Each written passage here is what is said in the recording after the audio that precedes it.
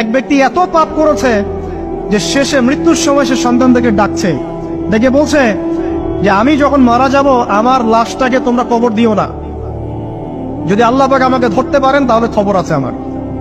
কি করতে হবে?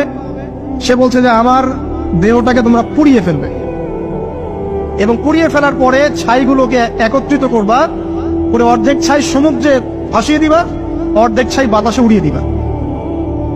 সন্তানরা তাই করলো। মৃত্যুর পর আল্লাহ পাক এই সমুদ্র এবং জমিনকে বাতাসকে আদেশ করলেন যে তোমরা ছাই জড়ো করে দাও। আর মানুষ আর জিন আল্লাহর কথা না শুনলেও এই প্রকৃতি আল্লাহ পাকের কথা শোনে। বিজ্ঞান বলে প্রকৃতি থেকে সব হচ্ছে।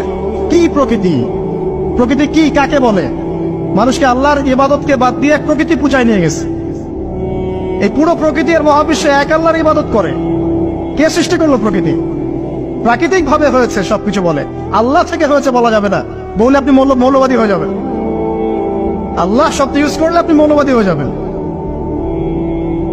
ধর্মতাত্ত্বিক শব্দগুলোকে আস্তে আস্তে উঠিয়ে দেওয়া হয়েছে। দেখবেন যুক্তি, বিজ্ঞান, দার্শনিক শব্দগুলোকে আনা হয়েছে। এটাও টেকনিক্যালি করা হয়েছে। কোন সেকুলার মিডিয়াতে আপনি দেখবেন না ইনশাআল্লাহ বলছে। ইনশাআল্লাহ প্রমাণ করবে যে আপনি আস্তিক না নাস্তিক। তো প্রকৃতিকে আল্লাহ পাক আদেশ করলেন, এই সমুদ্র ছাই জড়ো করো, এই বাতাস ছাই জড়ো করো। তারা ছাই জড়ো করে দিল। এই ব্যক্তিকে বলা হচ্ছে তুমি জীবিত করে, আল্লাহ পাক বলছেন তুমি যে এই কাজটা করেছিলে, লিমা ফাআলতা হাদা, তুমি এই কাজটা কেন করেছো? তখন এই ব্যক্তি উত্তর দিচ্ছে, মিন খাশিয়াতিকা ইয়া রাব্বি ওয়া আনতা আ'লাম।